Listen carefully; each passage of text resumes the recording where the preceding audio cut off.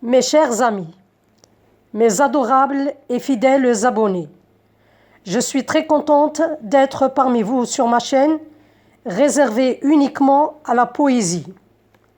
Je vous souhaite une bonne écoute. Regardez la vidéo du début jusqu'à la fin. Mes remerciements anticipés. Qu'est-ce que la poésie pour moi? La poésie pour moi est une façon d'exprimer mes sentiments, mes souvenirs, mon opinion d'une façon mélodieuse et harmonieuse. La poésie, c'est l'ensemble des mots, des idées cachées au fond de nous. La poésie peut être écrite pour dissimuler un message qui ne peut pas être dit à voix haute à cause d'une certaine censure ou autre. Le poète se sert de la poésie pour en faire part au lecteur. En linguistique, la poésie est décrite comme un énoncé centré sur la forme du message où la fonction poétique est prédominante.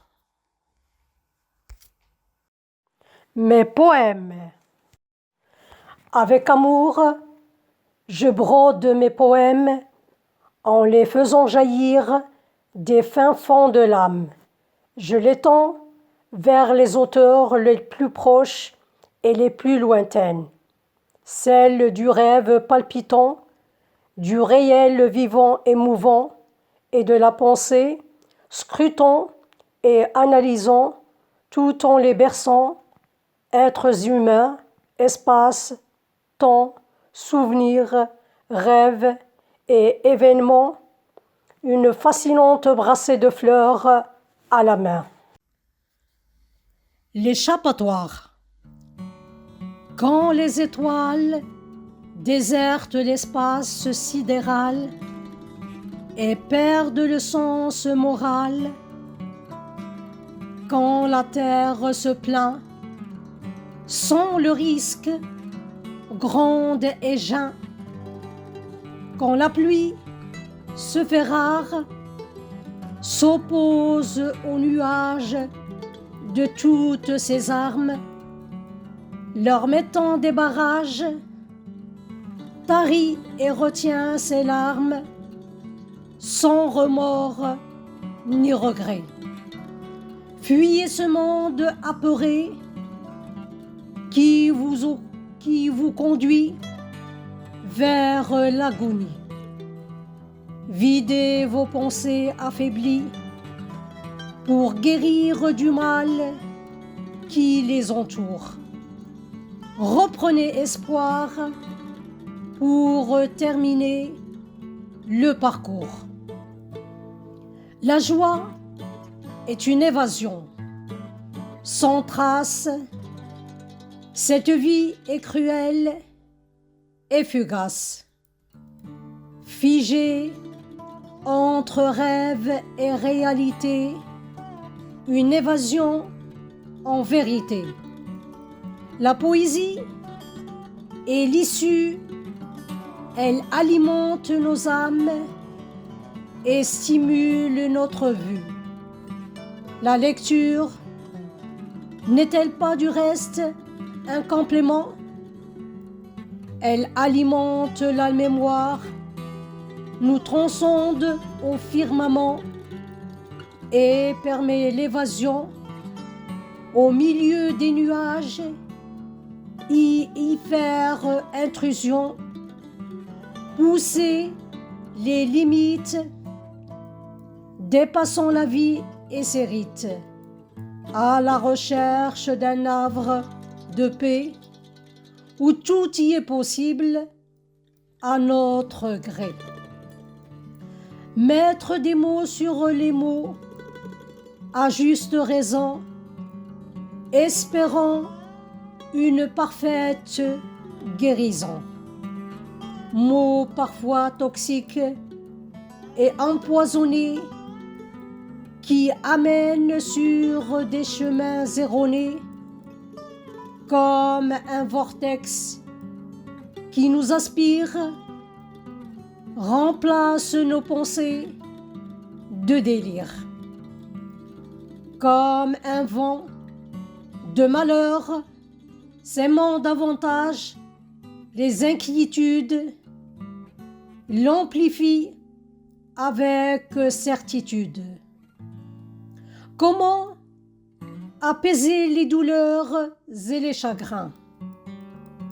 Avec des mots en miel, de meilleurs grains, changeant l'attitude et séchant les larmes. Des mots qui peuvent saigner les âmes, alors que d'autres sont des notes, mélodies qui font vibrer le corps d'un air inédit. Gare aux secrets divulgués, racontés parfois, peut blesser sans que la douleur soit cessée. Au moment où les mots s'usent et le silence fuse, murmuré par la muse. Le bel amour est accompli par le secret des mots du cœur, rempli celui qui commence à ressusciter quand chacun offre à l'autre sa félicité. La force de ses pensées avec ardeur. Malgré les aléas de la vie et ses lourdeurs, la vie a aussi ses mots d'où on prend part sans y être invité.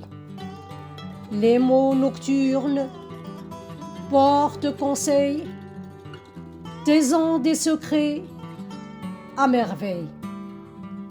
Laissez échapper votre mémoire qui jadis nous apportait conscience, sagesse et réflexion. Elle devient pourrie et nous risquons de la perdre à jamais.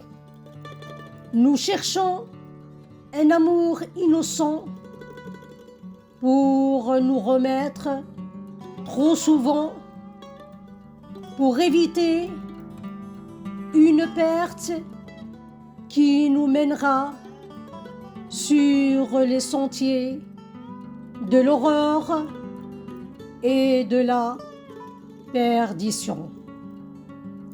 La plus belle des échappatoires est la rêverie qui transporte l'âme dans un monde indéfini. C'est aussi revivre les ans écoulés. Écrivez ce que vous ressentez, ce que vous avez vu, ce que vous avez vécu, le bon et le mauvais, sans oublier que ce qui est aujourd'hui bien, en un instant, est mal dans un autre. C'est tout pareil pour le temps. Dans les graves moments, il résonne. Dans les autres, il murmure et se marmonne.